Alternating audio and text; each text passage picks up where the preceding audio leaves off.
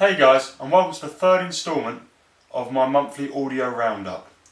Today we're going to be looking at a few different products that I've been using a lot during this month, and I will pre-warn you that it's going to be quite a positive roundup because, well, if I'm honest, this has probably been one of the best months I've had since getting into the audio reviewing side of things, if not the best month I've had. I've really fallen in love with quite a lot of products that I've had to review, and sort of everything has sort of come into its own in its own sort of area of the hobby. So let's get right down to it and have a look. I'm going to start off with these, the ZMF headphones, ZPEX Master models, okay? And they are Zach Murbach's of ZMF headphones, modified Fostex T50 RPs. And what they are is he's modified them in all ways possible. He's modified the internals, he's given them a custom paint job, he's given them an XLR rejack, he's from the driver inside to the XLR rejack, he's recabled with a boutique cable, and they've really transformed as headphones. For more details on the mods and the headphones and everything, check out my written review, my unboxing, and of course the ZMF headphones website. But I just want to say that these headphones, as far as sort of portable closed back headphones go, are amazing. They are so musical.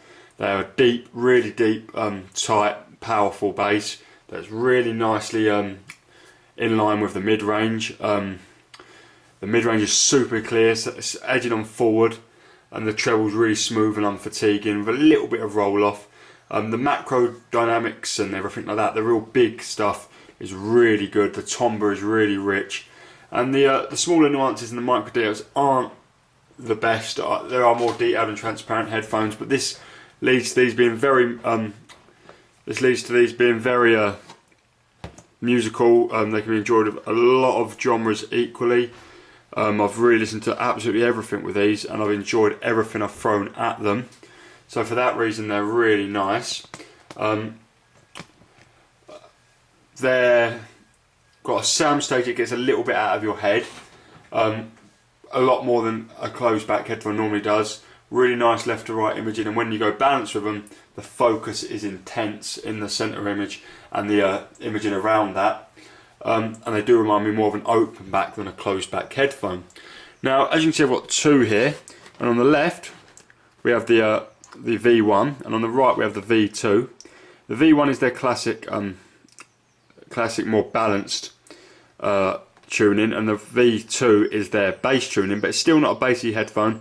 I just find it to be a little bit warmer than the V1. It has a little bit more mid bass, and it sort of incrementally gets a bit more boosted as we get to the deeper regions, but it still has a very forward mid-range. The mid-range is a little bit dropped off in the lower regions, the lower mids, but when you get to the high mids, it's even a bit more forward than the V1, I find, and it has a little bit more brightness in the treble. So they're both very clear, very spacious headphones, and honestly, if you're in the market for a closed portable headphone, right now I can't think of anything else I'd rather recommend than these headphones. They do genre so well, they're spacious, they're musical, they do very well, and I think they're $470 for this master model, but there's obviously cheaper options on the way up, and honestly, you can't go wrong with them. So that's the first product we're having a look at. Next up is a pair of earbuds, and they're from Astrotec in China, and they are they're just released. It's actually a pre-release unit. They're called the Lyra, and they're coming at about £100, but I think you're going to have to import them from abroad. And what I really do like about them is, even if I'm not going to say they're the best earbuds I've ever heard, they do really separate from the rest of the field because of their well, they're actually a really nice designed earbud. Now here on the right we have the Blox AMV3, and that's always really been my favourite earbud, but as you can see, it looks, well, it's cheap and plasticky, it's poorly built, and it's a very basic looking earbud. On the other hand, we have the Astrotec, and this looks like a real premium piece. It has a metal housing. It's completely open back layer. Look at the vent on the back. I mean, just look at it. It looks like a really nice quality product. And you know, the cable looks like a nice cable, and everything about it is just, I don't know, it's just a lot more quality, you feel. Now, in classic earbud styling, the sound is on the thin side. It can get a bit messy and strident at sometimes, but it has a real nice extension into the lower bass. It's not rumbling or anything, but you can sort of feel stuff going on in the lower bass. The mid bass is, you know, tight and punchy, and the mids and treble are really detailed. The treble is actually a little bit more relaxed than I'm used to on some earbuds. They normally get quite out of hand, but no, it's quite relaxed, and it is very airy, very extended in the treble, very airy, very spacious soundstage. Maybe one of the best I've actually got in an earbud, because it isn't just a vented design, it's a completely open back design. And yeah, the isolation is non-existent. You know, these are in your ear and you can hear the world around you. You know, someone's talking to you, you can hear them over the music. It's almost like having the radio on in the background. And that might suit you, or it might not suit you. My dad is in love with these. He's never been a fan of in-ear designs, like IEMs, so he really always liked earbuds, and he finds these super comfy. And for the way he likes to listen to music, he doesn't like to block out the world. And he actually really likes these because the fact that if something is needed to be done, or he does need to speak to someone, he can just talk to them normally while wearing them. And that's a positive and a negative. You know, I see that as a negative, but he sees it as a positive, and it's really just summing up how you're going to use these earbuds, or earbuds in general. But for that, I really do like the premium finish, and I really do like sort of how well they're made. And I do like someone's actually not just made a nice sounding earbud. They are a really good sounding earbud, don't get me wrong, but they've actually made them look nice, and they've made a nice package around them. Now, the second thing I want to talk to you about is, you may have noticed these are a balanced earbud, and this is actually a modified unit. It's not stock that it comes like this. What I've actually had done is Peter Wong in Hong Kong, yeah, it rhymes, modify these for me, because he was making me a balanced rig, which you're going to see next. So what he's done is he cut down the earbuds above the Y split, and he's soldered a balanced 2.5mm jack, one the AK240 uses. Okay, there you go, Peter Wong Audio, PW Audio, that's him. So he's done this, so he's cut down and made the 2.5mm jack, and then that was where this Y split originally was. Then he's got a female 2.5mm jack, two balanced Kobicon RSA ALO audio connector. Really, really good craftsmanship, look at that. It uses a UPOCC copper 28 AWG cable, and it's sheathed. Look how flexible it is. I can't believe it. It's so light, so floppy, it's ridiculous. I've never had a sheathed cable or anything like that. Normally they're just really annoying, sheathed cables. They've got no movement, they tangle, they don't move where you want them to move, they don't coil nicely, but this is absolutely amazing. And ALO Audio do this similar mod on the i800s, but you can't send your i800s in and get the mod done, and it's like another £400 just to have the mod. Don't quote me on the price, but it's something ridiculous. Well, you can send any earphones that need to be balanced in, and they charge you £80 plus the cable. So it's sort of like an absolute bargain. If you have a pair of earphones you want balanced, and obviously you can make to any sort of connector. You can make that to a 3.5mm TRRS, a 2.5mm TRS AK240 connector. I could have had a range done from that, so I could have one to single-ended, one to different balances. But it's a great mod, and if you're looking into getting into balanced audio, and you've got a range of earphones, I can't see any better place to send them than him. So that's really fantastic. So moving up here, we have the other thing. And the reasoning behind why I got that mod done by Peter Wong is because he was actually modding me a AK120, and it's a very, very crazy mod. it's not just a little one. It's not just like I had done with my AK100 where I bypassed the 22 ohm resistor. It's a complete transformation of the AK120, alright? Let's take it out of its case so we can have a little look at all the stuff that's been done. So, first of all, the DAC chips that were originally, WM8740 from Wolfson. Now that's their portable and cheaper DAC chip. Well, I've had it upgraded, so now both the dual DACs in there are WM8741, that Wolfson's flagship, made for desktop audio, okay? So, this is transformed generally as a DAC. You know, and the DAC chips that are used are a lot more higher end. But it doesn't stop there. Because it has a headphone out and it's an all-in-one music player, the AK120, what it has is it runs in software mode, so you have the volume control and all of that. Now this gets in the way, and even when you set your AK120 to 75, the full volume out, it's not at the output power that the DAC chips are capable of. So they remove the headphone output stage, they remove it running the software stage, so it now runs in hardware stage, so it's a true line out. And not only that, you have the single-ended line out from the headphone output, and all the optical ports still work as normal, but he's actually modified in the balanced output. Okay, so that's a completely true balanced line out from an AK120, so you can feed that into a balanced amp. Now this mod, he costs from him £200, which I think the transformation, I've only demoed AK120s at meets, but I will be getting a loan unit soon from Astell and Kern. This is completely next level. It's so spacious, really balanced, amazing detail. Everything is so tight and refined. Honestly, portable audio shouldn't sound this good. It is actually phenomenal. To think I bought this from Japan, AK120 Titan, for £700, and for £900 you can have a portable DAC that rivals a lot of high-end audio DACs. DAC's more expensive, DAC's a lot bigger, and this is just a little portable device. It sounds absolutely unreal.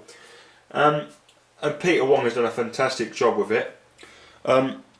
He also made me a balanced line out connector. This costs you about £85. So it has a right angled balanced connector from the balanced output, which goes in there. It's a little bit bulky, but hey ho.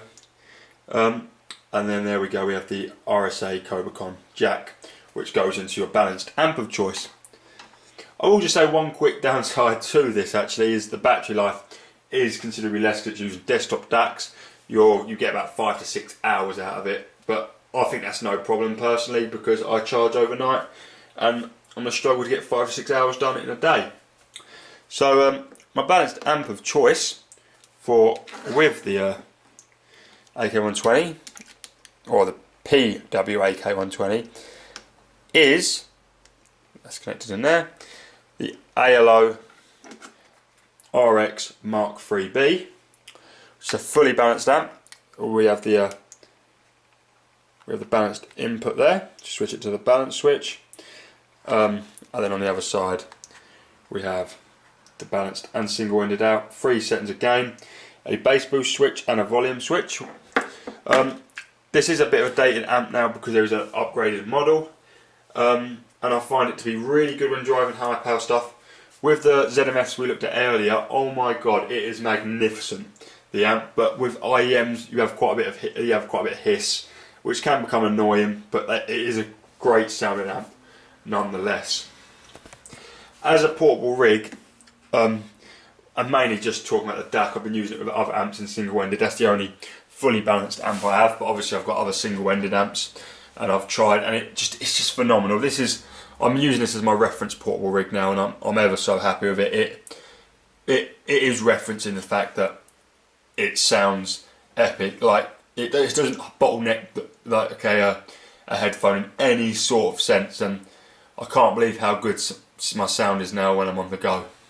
Lastly, we have this, and well, it's magnificent, isn't it? You've probably seen the unboxing, and this piece of kit is just unreal. And I did pre-warn you that this is going to be a very positive thing, because as I said, I've got a closed headphone that's in the ZMF that's finally pleased me with how a closed headphone sounds after so much rubbish. I've got myself a new portable reference rig, albeit it has been quite expensive, the journey and the project I've had making that. And I've got a new desktop piece of equipment that is just silly good. I mean, look at this thing. This thing just looks mean. I mean, if you show someone that, it just looks awesome. It looks expensive. It just looks great, and it's £1,300, which shouldn't be that cheap for how awesome looking a unit is. And that's just on aesthetics. When you get down to the sound, you've got and the performance and what this does, it offers a lot. I mean, let's turn it on. Let's just turn it on. So we have this side is the DAC side.